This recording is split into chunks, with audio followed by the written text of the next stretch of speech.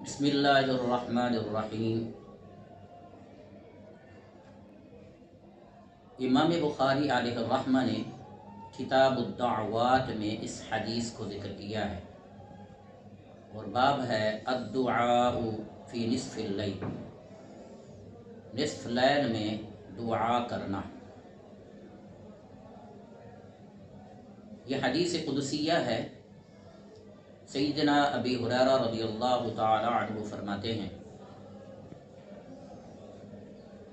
ان رسول اللہ صلی اللہ علیہ وسلم، نبی مکرم صلی اللہ علیہ وسلم نے ارشاد فرمایا، یتنزل ربنا تبارک و تعالی کل لیلۃ الی سماء الدنیا حین یبقى ثلث اللیل الآخر۔ جب رات کا پچھلا حصہ رہ جاتا ہے، اللہ تعالی جو کہ بلند و بالا ہے آسمان دنیا کی طرف آتا ہے، فیقول، اللہ فرماتا ہے، من یدعونی فاستجیب لہ، کوئی ہے مجھ سے دعا کرنے والا کہ میں اس کی دعا کو قبول کروں۔ من یسألنی فأعطیہ، ہے کوئی مجھ سے سوال کرنے والا میں اسے عطا کروں۔ من یستغفرنی، ہے کوئی مجھ سے بخشش طلب کرنے والا، فأغفر لہ، کہ میں اسے بخش دوں۔ یہ حدیث نبویہ کافی احادیث کی کتب میں مذکور ہے، مختلف الفاظ سے۔ بعض حدیث کے الفاظ یوں بھی ہیں، ینزل ربنا تبارک و تعالی، اسی طرح ان الفاظ میں بھی یہ حدیث مذکور ہے، اذا مضى شطر اللیل او ثلثاہ ينزل الله إلى السماء الدنيا فيقول هل من سائل يعطي، هل من سائل يعطى، هل من داع يستجاب له، هل من مستغفر يغفر له حتى ينفجر الصبح، او كما قال۔ ایک اور حدیث میں یوں الفاظ ہیں، ينزل الله تعالى في السماء الدنيا فيقول من یدعونی فاستجیب لہ، او یسألنی فاعطیہ، ثم یقول من یقرض غیر عدیم ولا ظلوم۔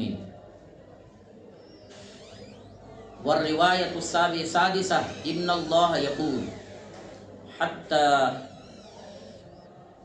اذا ذهب ثلث اللیل الاول نزل إلى السماء الدنيا فيقول هل من مستغفر، هل من تائب، هل من داع حتى ينفجر الفجر۔ ان تمام احادیث کا خلاصہ یہ ہے کہ اللہ تعالی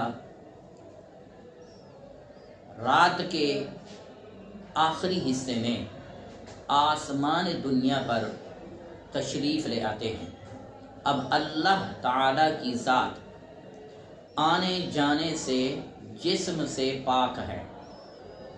اب اللہ کی ذات آسمان پر تشریف لے آتی ہے، اس کا مطلب کیا ہے؟ اس کا مطلب یہ ہے کہ اس میں محدثین کرام نے دو تعویلیں بیان کی۔ ایک تعویل تو یہ ہے جس میں اکثر متکلمین اور سلف صالحین کا عقیدہ یہ ہے، کیا فرماتے ہیں کہ اس کا مطلب یہ ہے کہ تتنزل رحمتہ و امرہ او ملائکتہ، اللہ تعالی کی رحمت کا نزول ہوتا ہے، اللہ تعالی کے حکم کا نزول ہوتا ہے، یا اللہ تعالی کے فرشتے آسمان دنیا پر تشریف لے آتے ہیں۔ دوسری توجیہ محدثین کرام نے یہ بیان کی کہ انہو علی الاستعارہ، یہاں یہ استعارہ بیان کیا گیا ہے، ومعناہ، اس کا مطلب یہ ہے الاقبال علی الداعین، پکارنے والوں کی طرف متوجہ ہونا، بالاجابت واللطف، قبولیت کی صورت میں، لطف و کرم کی صورت میں، یعنی رب ذوالجلال کی رحمت اس اللہ کے بندے کی طرف متوجہ ہوتی ہے جو رات کے آخری حصے میں اللہ سے مانگ رہا ہوتا ہے۔ اللہ تعالیٰ اس کی دعا کو شرف قبولیت بخشتے ہیں۔ اللہ تعالیٰ کا لطف و کرم اس بندے خاص پر نزول ہوتا ہے اور اللہ تعالیٰ اس بندے سے خوش ہوتے ہیں، تو اللہ تعالیٰ کی رحمت بندے کے قریب آتی ہے۔ اسی طرح محدثین کرام نے اس حدیث کا مطلب یہ بیان کیا، فلا یزال کذالک حتی یضیء الفجر، حتیٰ کہ سورج کے طلوع ہونے تک، فجر کے طلوع ہونے تک یہ اللہ تعالیٰ کی رحمت کا سلسلہ رہتا ہے۔